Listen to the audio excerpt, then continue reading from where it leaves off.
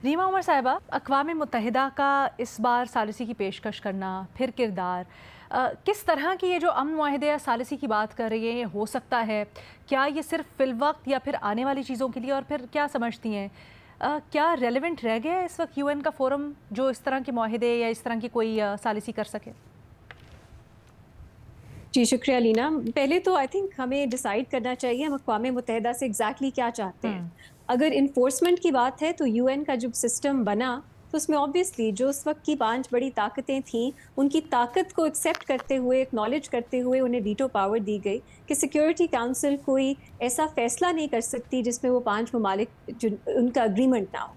तो ये एक इंटरनेशनल ऑर्डर उस वक्त बनाने की एक आप कह लें कॉम्प्रोमाइज़ था कि अगर आप ये ना उन्हें देते ऑप्शन तो शायद कोई एग्री ही ना करता इस तरह की कोई इंटरनेशनल सिस्टम पे।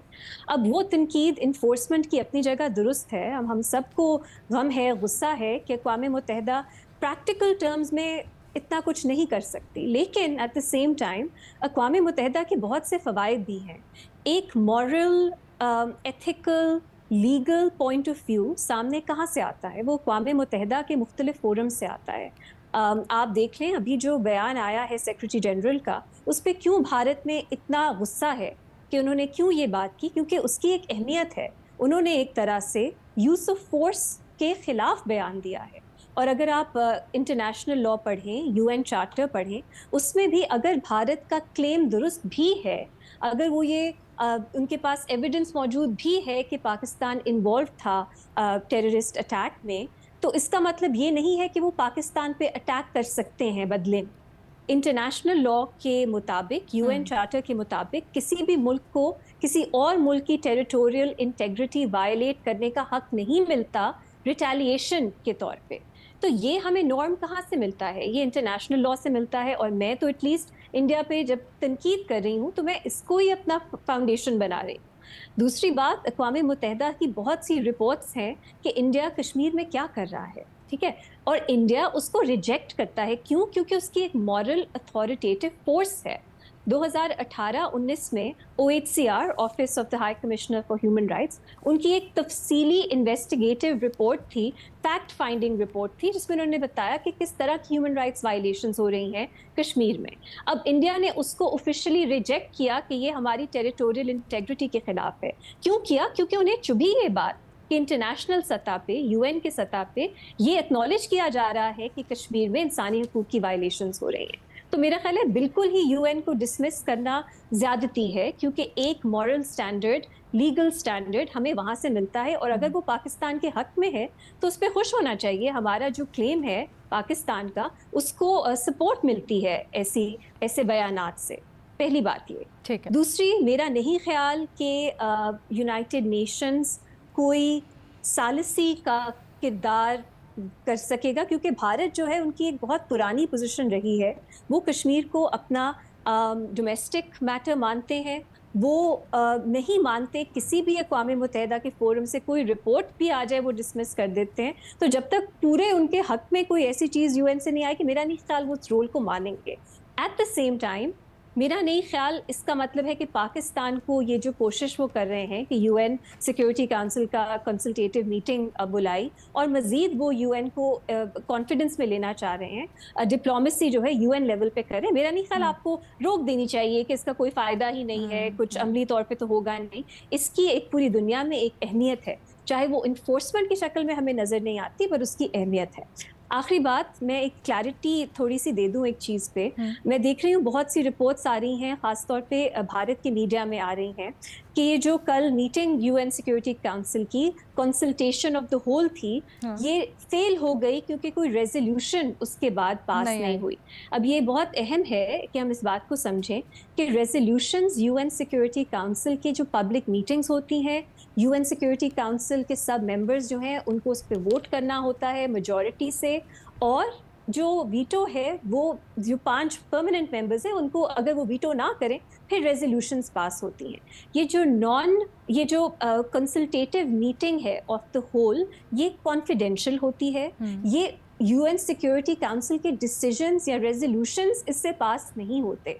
तो ये पूरी क्रिटिक ही गलत है। आपको अच्छा। समझने की जरूरत है कि इन मीटिंग्स का जो पॉइंट मकसद है वो ये है कि आप بات چیت کریں, ڈسکشنز کریں. اگر آپ کے مشاورت پاس کریں. کوئی ہاں مٹیریل ہے, کوئی ایشو ہے, وہ آپ ممبر اسٹیٹس جو U N security council states ہیں ان سے ڈسکس کریں. کبھی کبھی ایسا ہوتا ہے کہ یہ ایک بیک گراؤنڈ ہوتا ہے اور اس کے بعد ایک ریزولوشن ٹیبل ہو سکتی ہے یو این سیکورٹی کاؤنسل میں, لیکن ان میٹنگز کے بعد کبھی بھی کوئی ریزولوشن نہیں آتی. کبھی کبھی ایسا ہوتا ہے کوئی پریس اسٹیٹمنٹ آ جائے, بریفنگ آ جائے جس میں تھوڑی اکنالجمنٹ آ جائے کہ ہوا کیا, لیکن فیصلہ سازی ان میٹنگز میں نہیں ہوتی. تو یہ جو ایک کرٹیک آ رہی ہے کہ یہ فیل ہو گئی کیونکہ ریزولوشن پاس نہیں ہوئی, یہ بالکل ایگزیکٹلی. میں نے بھی سیکنڈ راؤنڈ میں آپ سے یہی سوال کرنا تھا, اچھا کہ آپ نے یہیں پہ کلیریفائی کر دیا.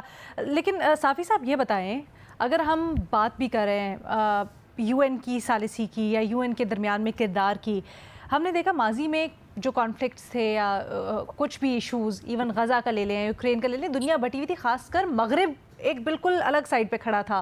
اس بار پاکستان انڈیا کی جو کرنٹ سچویشن ہے, مغرب نے بھی سوال اٹھائے ہیں بھارت کے اوپر. کیا آپ کو لگتا ہے کیا جو انٹرنیشنل پریشر ہے وہ بھی کہیں بھارت کو فورس کر سکتا ہے کہ اس طرح کے انٹرنیشنل فورمز کے اوپر آئے, اور پھر یو این کو آبویسلی وہاں سے اپنی اگر پاور ڈرائیو کرے تو کوئی کردار ادا کرے؟ دیکھیے, ایک تو میرے خیال میں جو اس میں کوئی شک نہیں ہے کہ بھارت کے بیانیے کو کوئی بایا نہیں کر رہا, لیکن جس کو دباؤ کہتے ہیں, فورس کہتے ہیں, تو وہ دباؤ اور وہ فورس کسی ملک یا کسی فورم کی طرف سے انڈیا پہ نہیں ہے کہ اس کو کسی اقدام سے روک سکے. دوسرا, جو اقوام متحدہ کی سلامتی کونسل کے اس میٹنگ کا تعلق ہے, تو اس میں کوئی شک نہیں کہ اقوام متحدہ بنیادی طور پر انصاف کی فراہمی کا ادارہ نہیں ہے, بلکہ اس وقت کی جو 5 بڑی طاقتیں تھیں ان کے درمیان پاور آف بیلنس بنانے کے لیے اس ادارے کو بنایا گیا تھا. اور اگر انصاف پہ مبنی ہوتا تو چند ممالک کے پاس ویٹو پاور نہ ہوتا. لیکن یہ مطلب بھی اس کا نہیں ہے کہ اقوام متحدہ کی کوئی اہمیت ہی نہیں ہے. اقوام متحدہ اس وقت بھی دنیا کا سب سے بڑا ادارہ ہے, اور پھر سلامتی کونسل اس کا سب سے بڑا اور مؤثر فورم ہے. وہاں پر اگر پاکستان نے پہل کی ہے اور اجلاس منعقد کروایا ہے, تو میرے خیال میں یہ پاکستان کی فتح ہے ایک لحاظ سے. اور جہاں تک انڈیا کا تعلق ہے, تو انڈیا کا مسئلہ یہ ہے کہ کشمیر کا مسئلہ ہو, حالانکہ خود اقوام متحدہ میں گئے تھے, خود ہی سلامتی کونسل میں گئے تھے, پھر کشمیر کو شملہ کے بعد وہ یہی کہہ رہے ہیں کہ 2 طرفہ مسئلہ ہے, تو وہ کسی کی ثالثی کو قبول نہیں کرتے.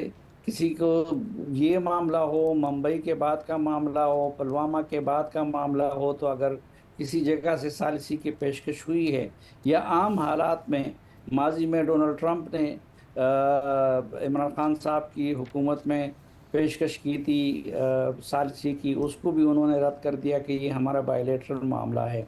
تو ابھی بھی میں سمجھتا ہوں کہ انڈیا کسی ملک یا اقوام متحدہ کے سلامتی کونسل کی ثالثی کو تو قبول نہیں کرے گا, لیکن یہ تھوڑا تھوڑا پریشر کسی اقوام متحدہ, OIC, خلیج تعاون کانفرنس, باقی ان سب کا مل ملا کے کچھ نہ کچھ اثر ضرور ڈالتا ہے. اور اس لیے انڈیا کے ہاں چیخ و پکار بہت زیادہ ہے, جنگ کی تیاریاں بہت زیادہ ہے, لیکن ابھی تک اتنے دن گزر جانے کے باوجود چونکہ نہ وہ تحقیقات سامنے لا سکے, نہ تحقیقات کر سکے, نہ ملزموں کی نشاندہی کر سکے, تو اس لیے بھی دنیا میں ان کے موقف کو بائیں نہیں کیا جا رہا ہے.